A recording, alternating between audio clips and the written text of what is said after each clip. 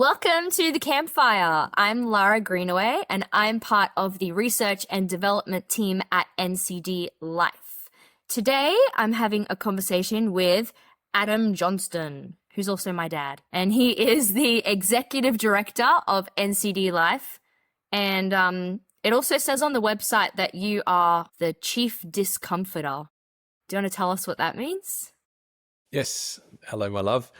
Yes, chief discomforter. I think a critical part of our whole NCD ministry is making sure that we continue to live by the principles that we encourage many others to. And so we sort of think in a way, one of the challenges through church history is you think about the Reformation that was to bring about great change, but a lot of people forget to continue to apply the Reformation principle.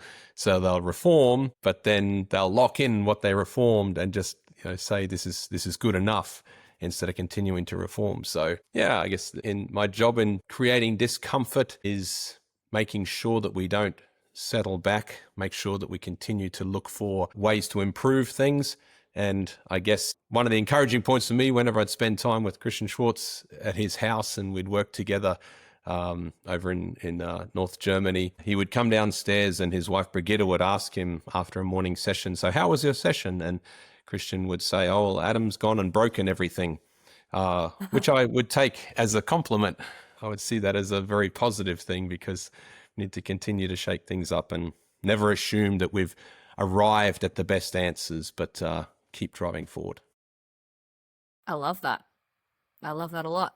Well, that's a great segue to the topic that I want to talk to you today about. It's a topic that I find interesting, might not be the right word. It's somewhat disturbing, but it's certainly a topic that I'm very curious about, and I'm sure that a lot of other people will want to hear your thoughts on. And that is that the average Christian goes backwards on their growth journey the longer that they're a part of a church. Now that's many of you have probably heard, who've been connected in with NCD for some time, have probably heard that said before. And that can be quite a confronting thing to hear. But I mean, I think that it brings greater hope when you shed light on hidden realities and talk about them in the open. So I'd love to know, what was the research like that led you to discover that? And why were you even, looking for that in the first place? Yeah. It's always a challenge if you find something like the average Christian goes backwards the longer their Christian journey. That's deeply disturbing, and from a research perspective, that's the kind of thing you go back and say, better check the data again, better check it again, better check it again. Because if that's not true, okay, we need to be saying what's right. But if that is true, my goodness, the implications of that are absolutely devastating, and there's a lot of work to try to explore around that. So the background was in part that over many years, so NCD's been working with churches around the world for nearly 30 years, and we've worked with nearly 100,000 churches on all the different continents. But there were certain patterns that you observe when churches try to make progress on the journey. And so what we would see is that in the early stages, they'd take a survey, they'd work on that, then they'd repeat a survey, and then work on that further and repeat a survey. You'd see, on average, considerable improvement in the health of the churches between the first and second surveys, and even between the second and third. And this is then leading towards the chance to see sustainable growth and multiplication of the churches. All wonderful. But what we saw was that the increase in health was rising, but it was gradually rolling off the further they got. And this didn't necessarily make sense. It wasn't like they were, super athletes. They were, in the most part, starting to move towards above average, but there was a lot of headroom for growth still to happen. And also they had experience. They were understanding the principles. They had momentum. They had, a taste of the kingdom coming on earth as it is in heaven, a little bit more than they had before. So lots of positive ticks, but then you've got to ask yourself the question, so why is it rolling off? So we dug into that further. And one of the first things we found was that in general, churches had a strong tendency to work on the organizational side of church life automatically out of their results. So if there were things they could organize better to try to improve their minimum factor or whatever area they're needing to address, if they could do that, they would tend to work in those areas organizationally. But at a certain point, after a few cycles, you've tended to grease the wheels and improve the structures about as much as you can for the moment. And you're now starting to hit this point where the only way forward is you have to start much more directly growing your people. And so it seemed that when it reached that point, most churches across the globe were being found out. It's like we know how to organize things, but we don't really know how to grow people. And so suddenly the progress would drop off. So then that led to really looking further into the database and saying, well, what can we see about the tendency of people over time on their Christian journey? And what we were finding was that, aspects like I experience the transforming influences of faith in everyday life would drop the longer someone was a Christian. It wouldn't go up, it would actually drop from the early stages. And, sense of God's presence in prayer, even the sense that the Bible was a genuine authority in the decisions of my life. They tended to keep reading it, but the sense of it being an authority in life just sort of started to peter away. So these are pretty central pillars of the Christian journey. And, some would think, well, sure, people get saved and there's excitement, but then it kind of drops off. But it's not like that. It's this sort of gradual decay over the course of time in people's lives. And so, that's a deeply disturbing picture. Like, where on earth do you find in the scriptures any remote notion that I come to Jesus, I encounter Jesus, but then from that point, it sort of starts to die back. Everything points towards John 15, increasing fruitfulness and remaining in the vine and all these sorts of things. So there's really no other picture than that. But nevertheless, in research, you don't get to pick what the data is. It just is that. So globally, on average, the most likely scenario, if you're in an average church, is that you are watching people gradually go backwards in their spiritual journey the longer they're there. And that's, that's a horrifying scenario for us to contend with and to face up to. Yeah, I definitely hear the kind of notion being said in church environments where it's like, oh, they're just not excited about it anymore, or it's an emotional based thing. But as you say, like, the disciplines are still happening. They're still, reading their Bible. They're still doing those things, but going backwards. So, Well, it's even interesting you say about the excitement, because this ties in as well with one of the corollaries that we found with this, and that is that if we look at pastors, leaders' capacity to lead healthy churches over the course of time, which is quite a natural corollary. You're looking at as people get older, as they move longer on their journey, what's their not only experience personally, but their capacity to be a transformer of other people.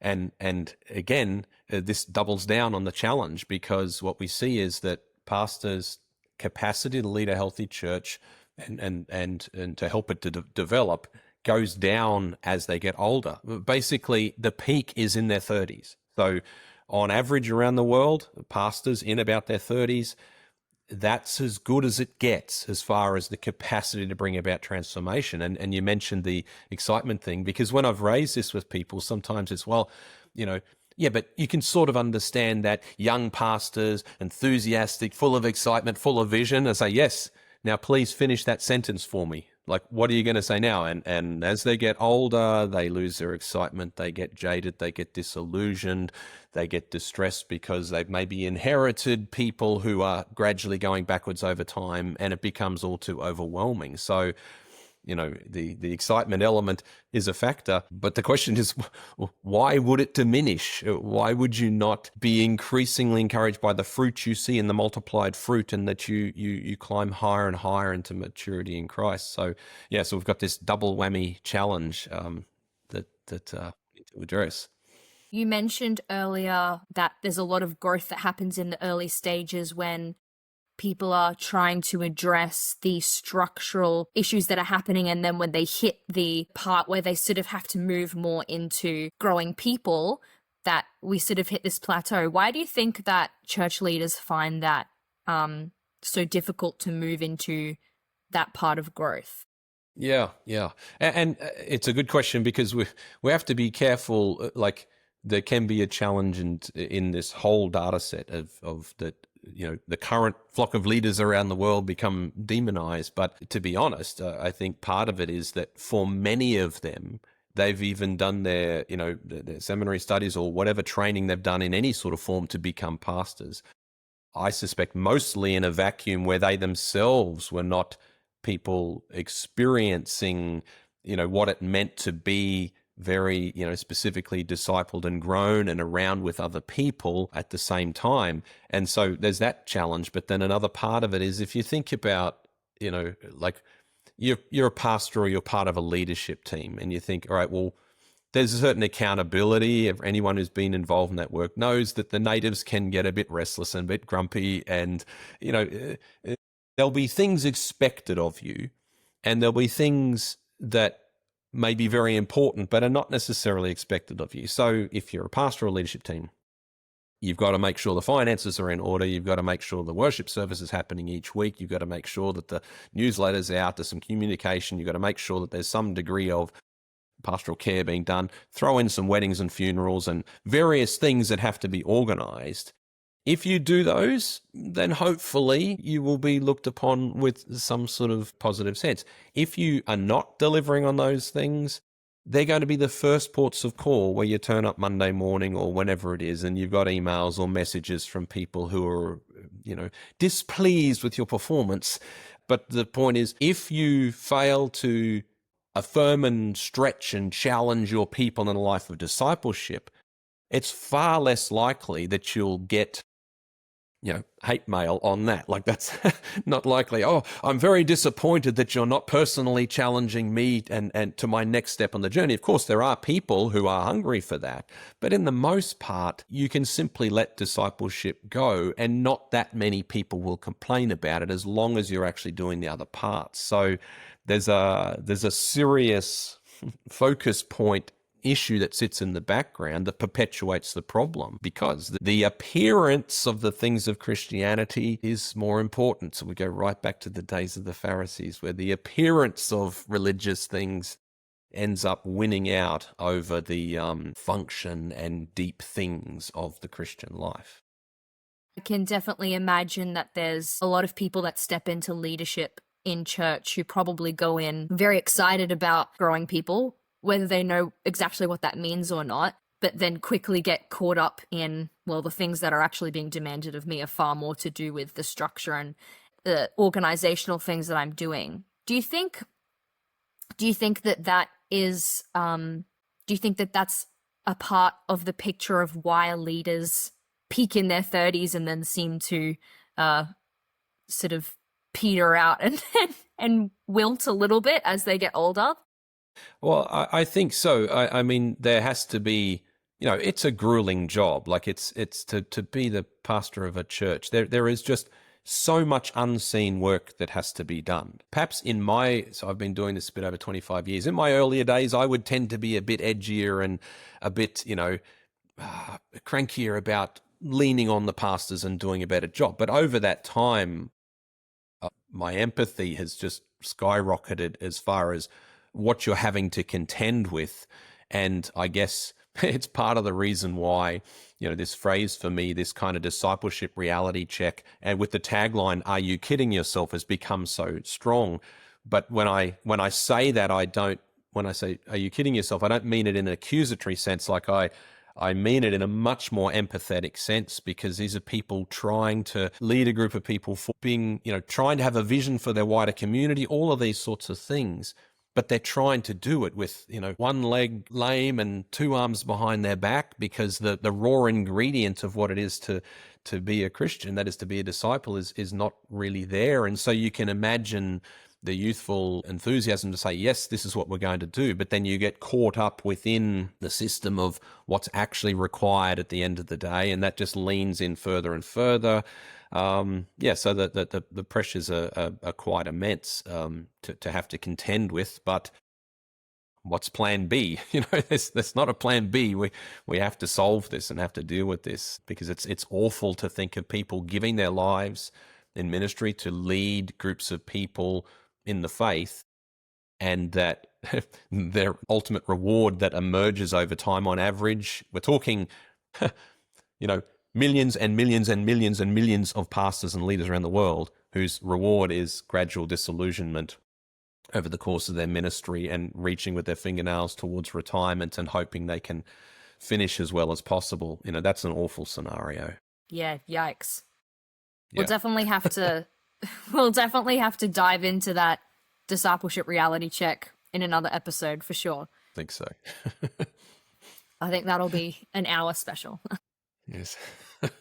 So for the church leader, do you think that there's something in the sort of larger cultural expectation that church leaders have, and maybe even the way that people view church, that is sort of stacked against our leaders, in that if you have, like you said, people coming into church expecting, and I know this probably varies a lot from church to church, but if you have people coming in expecting that they're going to receive these certain things and not necessarily coming in with the expectation that they're there to be grown, I can imagine as a church leader, even in trying to prioritize that, you're probably going to get a lot of people cranky. Do you think that is that a theme that you see across the wider church? Yeah, well, I think, and you pick up on a good point as far as, it being different in different churches, because most evaluation of the church, if you listen to particularly mainstream media,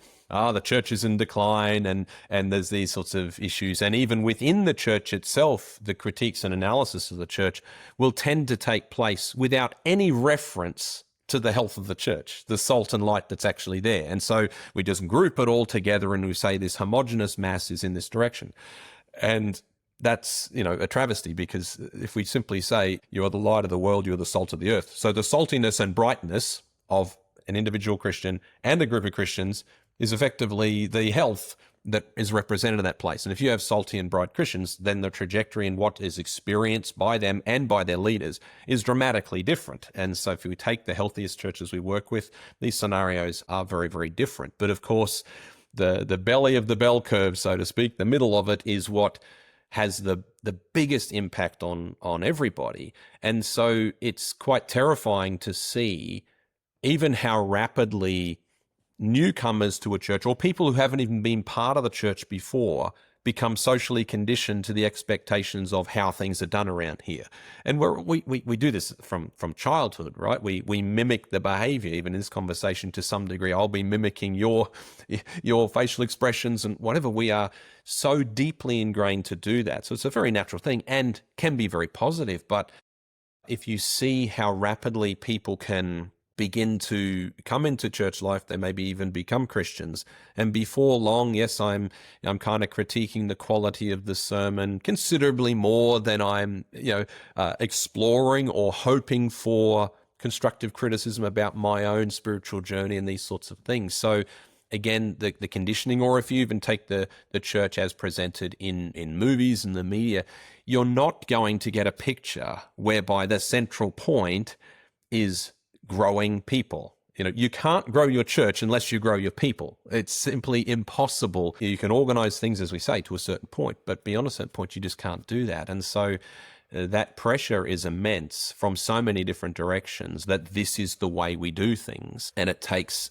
very deliberate effort to counter that picture. But I must say, and we'll probably come to it another stage, it's not difficult to change that culture. It's not complicated, but you have to pay attention to it. And the problem is there are so many things pulling away from that attention that, the cultural conditioning, both outside the church and inside the church, is immense for a pastoral leadership team to have to deal with on that. Is this like you mentioned the whole appearance of Christianity, or the appearance of, doing the right things? Do you think that that's like a, just a larger theme that has sort of continued on, since Jesus walked the earth and was correcting the religious leaders? Do you think that that's a theme that's just continued on and is showing up in different ways?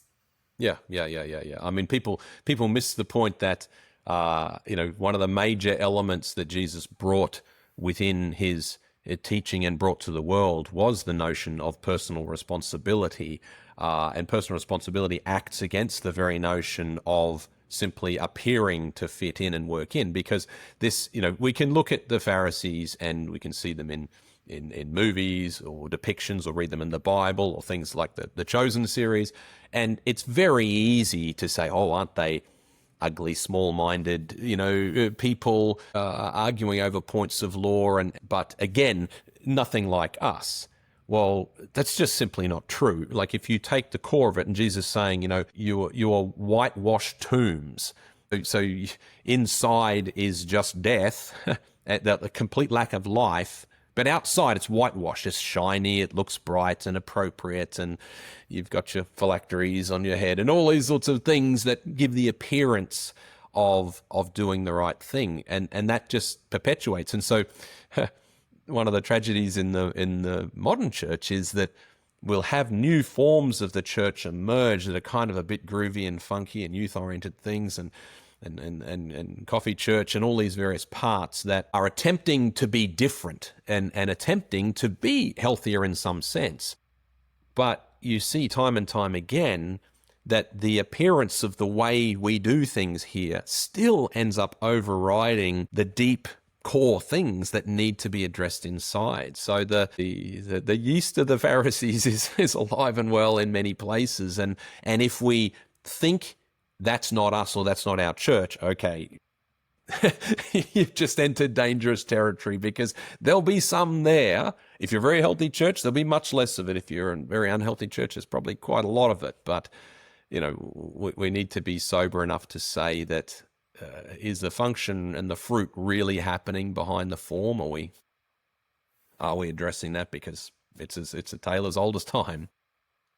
Something that I've observed myself, this is what I would call anecdata, not not from research, but just from my own observations, is when people are in the church attending a service or a part of different activities, we see that as very good. And it's sort of like, okay, they're a part of the church, they're on the journey, they're, Christians, that sort of thing. And if there's if a suggestion to do something that might change this is how we do this here to be more in line with actually growing as individuals, if that threatens to make people in the church uncomfortable, maybe estrange them from the church activities, not want to be part of it, well, we don't want to do that because we don't want to kick them out. But there's always this, but what are they actually doing here? Do you know what I mean? Like, are they actually growing? So even that appearance of, but they're in the church. Yeah, that's more an observation of mine. I don't know if that's something you've seen. Yeah, well, I mean, you can go into many churches, and it's not too difficult, if you can get a relatively open conversation, to hear stories about, oh, that's old Fred. Oh, that's just how Fred is. And okay, so how many months, years, decades has this approach been to Fred whereby, well, that's just how he is and that's what we accept of that. But at the end, we're glad that he's still here, glad that he contributes, glad that he participates. And so the bar just gets lowered and lowered and lowered to these kind of form-related things, which can be anything from certain activities you do gets a tick, certain things you wear gets a tick, certain things you don't wear gets a tick, So all these kinds of things start to form that picture. And we're hesitant to try to address the other things because we might break the bits that we think are still okay.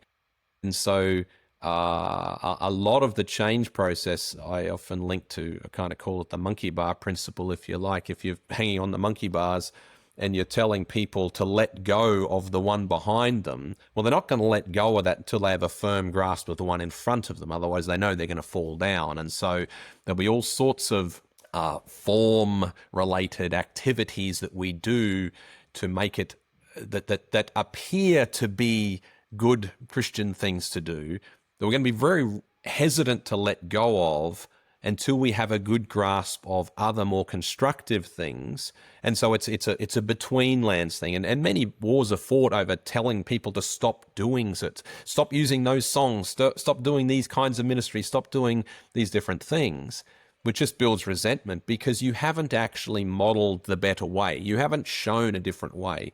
And for me, I can think of countless instances that I've been involved in where when you take the time to show the better way, then you suddenly see this white knuckle hold of these form kind of activities gradually lightening, because people ultimately don't want to be left behind. There is something within them that does hunger for more life in all its fullness. But don't just jump up and down in front of them and tell them everything they're doing is bad. Like, for goodness sake, give them the next version that they can step into. Yeah, that's cool. So it sounds like you, despite everything we've talked about, still have a vision of hope for the church that they can move forwards to that next monkey bar and probably turn the statistics around of how the average Christian goes. Yeah, well, people will talk to me and they won't necessarily be overwhelmed with the usual versions of hope in conversation with me. As you know, they may view me as more a depressive melancholic because I'm analysing and studying and searching for these things. But the hope for me is immense. I've been doing this over 25 years and I cannot imagine doing anything else for the remainder of my life. My expectation and hope of what can happen only grows with each passing year. And so I'm filled with hope enormously, but it might be, some people may find it strange, the root of my hope in a way. But even if I give the background a little bit like this, that when something's as bad as it is, and this is a discipleship crisis, like it's terrible. Even when I get to hear people talk about this and they'll say, oh, yes, I agree. But yes, we take discipleship very seriously. And then they'll talk to me about what, they're doing for discipleship. And I'm like, oh, okay. If I squint hard enough, I can almost see what could be deemed genuine biblical discipleship through that. But at least I'm glad you're having a go. But realistically, we don't have a serious notion of it at all. So here's the thing. In our database, on average, churches begin growing before they even reach average health. So that's the power of the grace of God. And it's immense because you're not even an average health church in the most part, and you're starting to grow. That's how beautiful the grace of God is. But I must confess, sometimes I've wished that the grace of God, it sounds ridiculous, I know, and I know it is ridiculous, but sometimes I've wished that the grace of God wasn't quite so powerful, because I sort of wish that there weren't these encouraging signs, because then people would look a bit deeper at just how far we've strayed from the one job we're given, and so that's a huge challenge there. But because things are so troubling, that says to me that the capacity to move forward is immense. Some water to dry ground in those areas will make an enormous difference. And to see evidence of that, once people start to focus on genuinely trying to pay attention to each other and to themselves and growing as disciples, it's just beautiful, not only what can happen, but even how quickly things are able to happen as well when you're willing to pay that attention. So I heard it so many years ago, right when I was starting out in this ministry. I heard this quote from G.K. Chesterton, and it stayed with me forever. And it's, Christianity is not so much been tried and found wanting, but thought difficult and left untried.